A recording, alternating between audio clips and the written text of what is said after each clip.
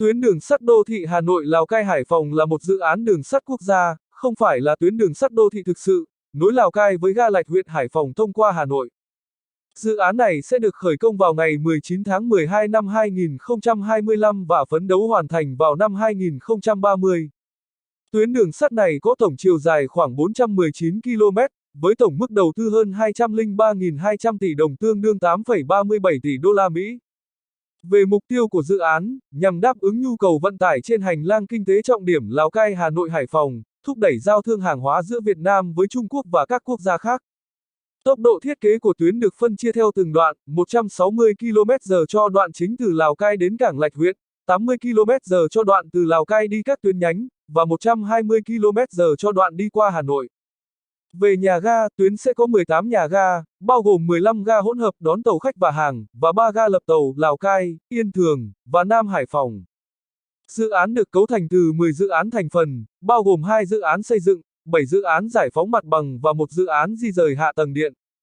Riêng công tác giải phóng mặt bằng sẽ đi qua 6 tỉnh thành, dự kiến thu hồi 3.162 ha đất, và thực hiện tái định cư cho hơn 7.500 hộ dân.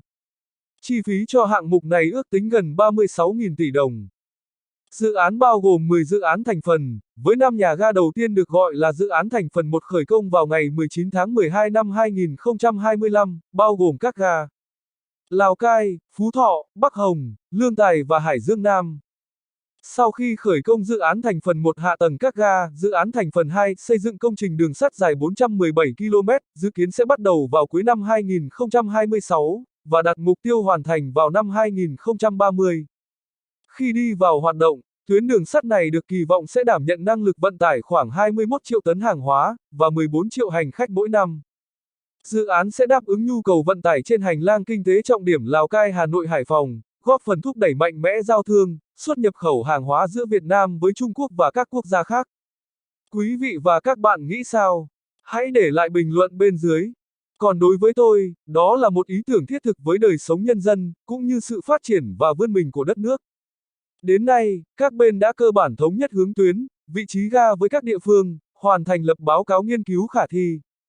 Bộ Xây dựng đã họp thông qua báo cáo cuối kỳ để chủ đầu tư và tư vấn hoàn thiện.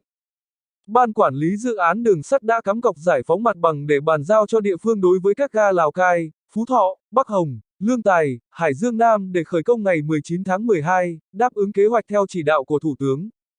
Các dự án thành phần do Bộ Xây dựng chủ trì tổ chức thực hiện gồm: dự án thành phần 1, đầu tư hạ tầng kết nối các ga trên tuyến và quảng trường ga, sơ bộ tổng mức đầu tư khoảng 2.297 tỷ đồng. Dự án thành phần 2, đầu tư xây dựng công trình đường sắt, sơ bộ tổng mức đầu tư khoảng 155.503 tỷ đồng. Các dự án thành phần do Ủy ban Nhân dân các tỉnh thành phố có dự án đi qua chủ trì, tổ chức thực hiện trong công tác bồi thường, hỗ trợ, tái định cư, di rời hạ tầng kỹ thuật, gồm: dự án thành phần trên địa bàn tỉnh Lào Cai, sơ bộ tổng mức đầu tư khoảng 8.200 tỷ đồng. Dự án thành phần trên địa bàn tỉnh Phú Thọ, sơ bộ tổng mức đầu tư khoảng 12.363 tỷ đồng. Dự án thành phần trên địa bàn tỉnh Bắc Ninh, sơ bộ tổng mức đầu tư khoảng 1.086 tỷ đồng. Dự án thành phần trên địa bàn thành phố Hà Nội, sơ bộ tổng mức đầu tư khoảng 5.654 tỷ đồng.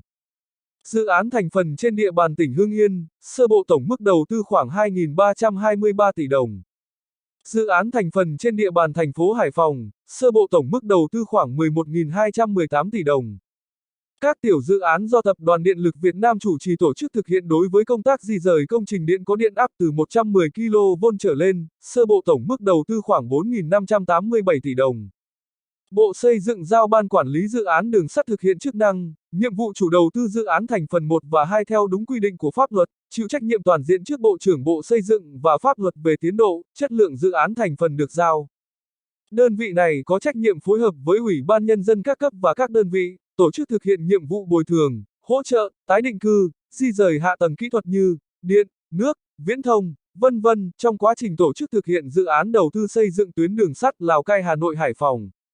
Nếu thấy video này thú vị và mang lại nhiều điều bổ ích, thì đừng quên bấm đăng ký kênh, cũng như bấm nhận tất cả các thông báo, để đón nhận những video mới nhất từ Hồ Sơ TV.